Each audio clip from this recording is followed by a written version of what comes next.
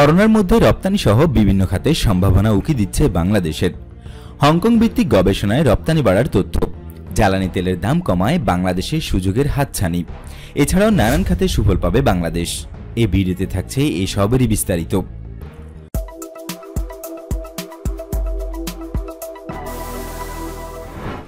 2003 সালে পৃথিবীতে আতঙ্ক তৈরি করেছিল সার্স।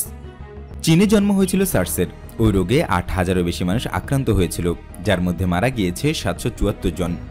17 বছর পর আবারও পৃথিবী কাঁপাচ্ছে করোনা ভাইরাস। এবারও জন্মস্থান চীন। চীনের হুবেই প্রদেশের উহান থেকে করোনা এশিয়া, ইউরোপ, অস্ট্রেলিয়া ও আমেরিকাতেও ছড়িয়ে পড়েছে। ফলে বৈশ্বিক আর্থিক ক্ষতি কত হয় তাই দেখার বিষয় হয়ে দাঁড়িয়েছে। এশীয় উন্নয়ন ব্যাংক বা এডিবির প্রাথমিক বিশ্লেষণ মতে এতে বিশ্ব অর্থনীতিতে ক্ষতি হতে পারে 77 বিলিয়ন থেকে 347 বিলিয়ন ডলারের মতো, যা বৈশ্বিক জিডিপি 0.1 থেকে 0.4% পর্যন্ত। তবে বৈশ্বিক অর্থনীতির সংখ্যাতেও বাংলাদেশের সম্ভাবনা রয়েছে, আর এর মূলেও চীন। চীনকে বলা হয় পৃথিবীর কারখানা। পৃথিবীর কারখানা এখন অনেকটা স্থবির। সেখানকার বড় কোম্পানিগুলোর বেশিরভাগই তাদের কারখানার উৎপাদন স্থগিত রেখেছে।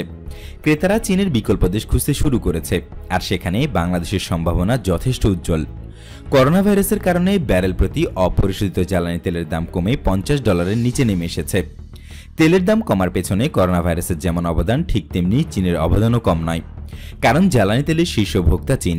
বিশ্ববাজারে জ্বালানি তেলের দাম কমায় বৈশ্বিক ক্ষতি হলেও লাভ হবে বাংলাদেশ। আমদানি খরচ কমবে তথা বৈদেশিক মুদ্রার সাশ্রয় হবে। দেশের পরিবহন খাতে খরচ কমবে, লাভের আশা করছে বাংলাদেশ পেট্রোলিয়াম কর্পোরেশন বা বিপিসি। এইসব ব্যাপারে বাংলাদেশ ইনস্টিটিউট অব ব্যাংক ম্যানেজমেন্টের সাবেক ডিজি তৌফিক আহমেদ চৌধুরীর মন্তব্য, করোনা ভাইরাসের প্রভাবে পোশাক খাতে চীন কিছু ক্রেতা হারাবে। যেহেতু এ খাতে চীনের পরেই বাংলাদেশের অবস্থান, তাই বাংলাদেশেরও সম্ভাবনা আছে নতুন ক্রেতা পাওয়ার। তেলের দাম কমার ব্যাপারে তিনি জানান, এতে আমাদের আমদানি খরচ বাড়বে। ব্যালেন্স অব পেমেন্ট আমরা যে চাপে আছি তাতে কিছুটা স্বস্তি আসতে পারে। তবে সব মিলিয়ে বৈশ্বিক অর্থনীতির কথা চিন্তা করলে সম্ভাবনার আড়ালে আশঙ্কা অনেক, সেটাও ভাবতে হবে। বিশ্ব বাণিজ্য সংস্থা বা ডব্লিউটিওর তথ্য মতে রপ্তানি আয়ের দিক দিয়ে বাংলাদেশ এখন বিশ্বের 42তম দেশ। আর তৈরি পোশাকই বাংলাদেশের রপ্তানি আয়ের এখনও মূল শক্তি। বৈশ্বিক বাজারে যার অংশগ্রহণ দিন দিন বাড়ছে। তৈরি পোশাকের বিশ্ববাজারে চীনের পরেই বাংলাদেশের অবস্থান। দেশের বস্ত্র ও পোশাক খাতের বিশ্ববাজার প্রায় $3,400 কোটি। বর্তমানে তৈরি পোশাকের বিশ্ববাজার $421 বিলিয়ন মার্কিন। এই মার্কেটের বেশিরভাগ দখল করে আছে চীন। 2017 সালে মোট বাজারের প্রায় 35% দখল করেছিল দেশটি। 2018 সালে এসে তা 31% নেমে গেছে। আন্তর্জাতিক বাণিজ্যের ধারা অনুযায়ী চীন থেকে রপ্তানি কমলে অপরাপর রপ্তানিকারক দেশ থেকে বাড়বে, এটাই স্বাভাবিক। এক্ষেত্রে বিশ্ববাজারে বর্তমানে দ্বিতীয় অবস্থান থাকা বাংলাদেশের সম্ভাবনাই বেশি। ওয়ার্ল্ড ট্রেড স্ট্যাটিস্টিক্স রিভিউ 2019-এর রিপোর্ট অনুযায়ী গত বছর ইউরোপীয় ইউনিয়ন বা ইইউ এবং চীন, বাংলাদেশ, ভিয়েতনাম, ভারত, তুরস্ক, হংকং, ইন্দোনেশিয়া, কম্বোডিয়া ও যুক্তরাষ্ট্র এই শীর্ষ 10টি অঞ্চল ও দেশ 42,000 কোটি টাকার মূল্যের তৈরি পোশাক রপ্তানি করেছে, যা বিশ্বের মোট রপ্তানি 83.3%।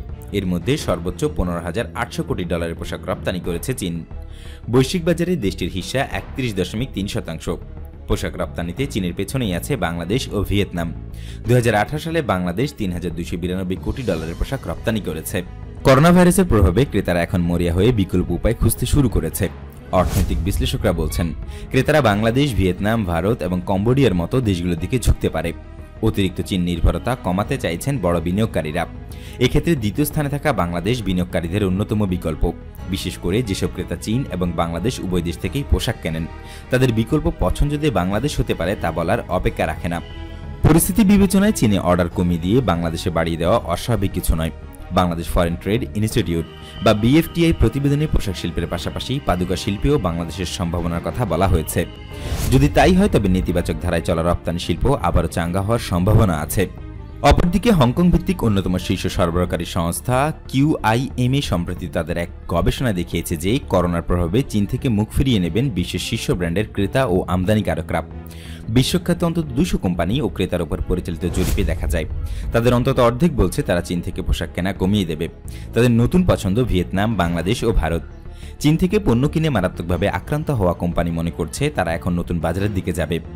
45% উত্তর আমেরিকা ও ইউরোপীয় ইউনিয়নের ক্রেতা নতুন বাজার থেকে তাদের পণ্য কেনার পরিকল্পনা করেছে। এই নতুন বাজার হচ্ছে ভিয়েতনাম, বাংলাদেশ, ভারত, তুরস্ক। জরিপে বেশিরভাগ ক্রেতা বলছে চীনে তাদের সাপ্লায়ার্স থেকে পণ্য কিনে ক্ষতির মুখে আছে, তবে 12% বলছে তাদের কোনো সমস্যা হয়নি।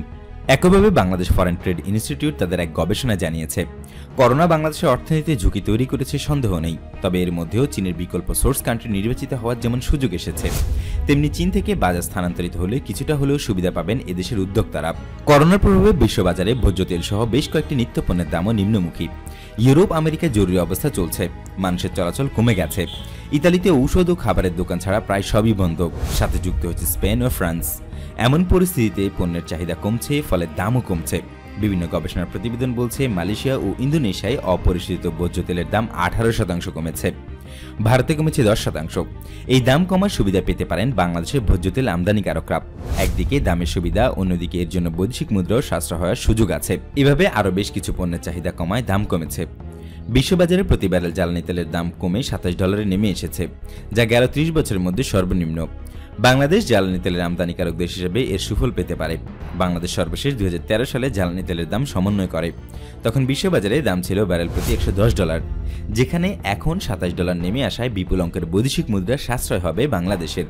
শুধু তাই নয়, সরকার যদি দাম সমন্বয় না করে তবে বাংলাদেশ পেট্রোলিয়াম কর্পোরেশন বা বিপিসির বড় অঙ্কের মুনাফা হবে, আর যদি সমন্বয় করে তবে দেশের পরিবহন খাতের ব্যয় কমবে। এর ইতিবাচক প্রভাব পড়বে বাংলাদেশের সব খাতে।